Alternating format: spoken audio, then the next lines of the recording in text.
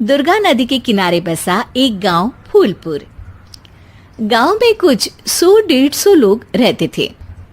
अंजलि, जो कि पास ही के जिले में रहती थी और 12वीं पास कर चुकी थी, उसके पिताजी ने बेटी को जल्दी विदा करने के लिए उसकी शादी फूलपुर गांव के मुकेश से करवा दी थी। मुकेश कभी स्कूल नहीं गया था और इस कारण वो पढ़ा लिखा नहीं था और बाकी गांव वालों की हालत भी मुकेश जैसी ही थी। मुकेश के घर में उसके माता पिता भी रहते थे। सासू माँ, मैं बाहर मंदिर तक जा रही हूँ, आधे घंटे में आ जाऊंगी। अरे अभी कहीं जाने की जरूरत नहीं है, चुपचाप जाके रसोई में रात के खाने की तैयारी करो। और ये घूंघट क्यों हटा लिया है तुमने? क्या पता नहीं कि इस गांव में औरतें बिना घूंघट के नहीं रहती? रात में अंजलि छत पर जाकर अपनी मम्मी से बात कर रही होती है। तभी गांव की 3-4 औरतें उसे देख लेती है और दरवाजे पर आकर उसकी सास से शिकायत करने लगती है। और क्या हुआ? अरे छत पे तो देखो, आपकी बहू मटक मटक के किसी से फोन पर बात कर रही है। दिन भर फोन पे लगी रहती है। अरे कल तो मंदिर के पास वो क्या कहते हैं, सेल्फी ले रही थी। शहर की बहू रखना अच्छा शान की बात है, पर देखना इसके लक्षण से ये तो तुम्हारे परिवार को बदनाम ना कर दे। ये पहली बार नहीं था जब सास से गांव के लोगों ने अंजलि की बुराई या शिकायत नहीं की हो। अब तो ये रोज की बात थी। अंजलि ये सब सुन लेती है। जब वो नीचे जाती है तो मुकेश भी वहां आ जाता है।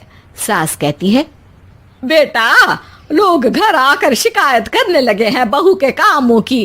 देख लो, पति हो, संयम से रखो इसे।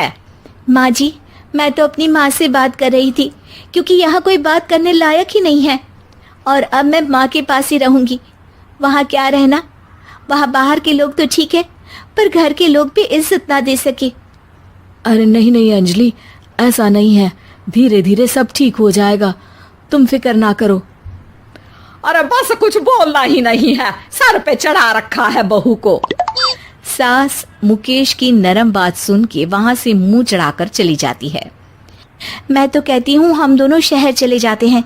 मैं पढ़ी लिखी हूँ, मुझे वहाँ नौकरी भी मिल जाएगी और थोड़े दिनों में आप भी वहाँ कुछ काम ढूंढ लेना।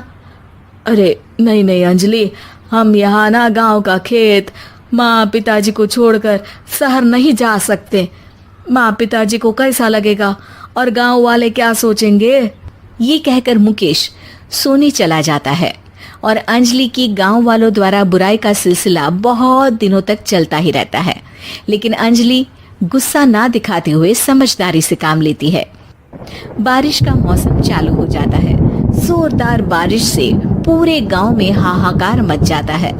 दुर्गा नदी में बाढ़ आ जाती है और बाढ़ का पानी पूरे गांव की फसल तबाह कर देता है। फसल की ये हालत देखकर गांव वाले निराश हो जाते हैं और बात तो यहाँ तक पहुँच जाती है कि कुछ लोग तो अंजलि को इस सब का दोषी ठहरा देते हैं। अरे पूरी फसल तबाह हो गई, पता नहीं किसकी नजर लग गई है। अरे जब से चौधरी परिवार में ये शहर की बहू आई है ना, तब से ही गांव की शांति चली गई है। इसके कर्म कांड से माँ दुर्गा नदी भी खुश नहीं है। ये सब सुनकर बेचारी अंजलि रोते हुए अपने घर चली जाती है। कुछ दिन बाद सभी गांव वाले अपनी फसल का मुआवजा लेकर अपने अपने घर आते हैं। मुकेश भी 1500 लेकर आता है।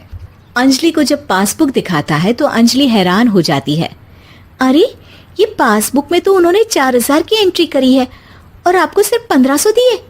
सच में? अरे, वो सरकारी अफसर आपको बेवकूफ बना रहे हैं। सरकार की तरफ से हमें 4000 मिले हैं, लेकिन बाकी का सारा पैसा खुद ही खा रहे हैं। आप लोग के अनपढ़ होने का फायदा उठा रहे हैं।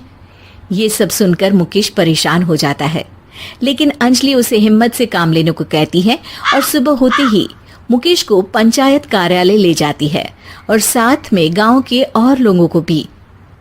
आप सरकारी बाबू क्या गांव के लोगों को बेवकूफ समझते हैं? आपको क्या लगता है ये पढ़े लिखे नहीं है तो आप कुछ भी मनमानी करेंगे?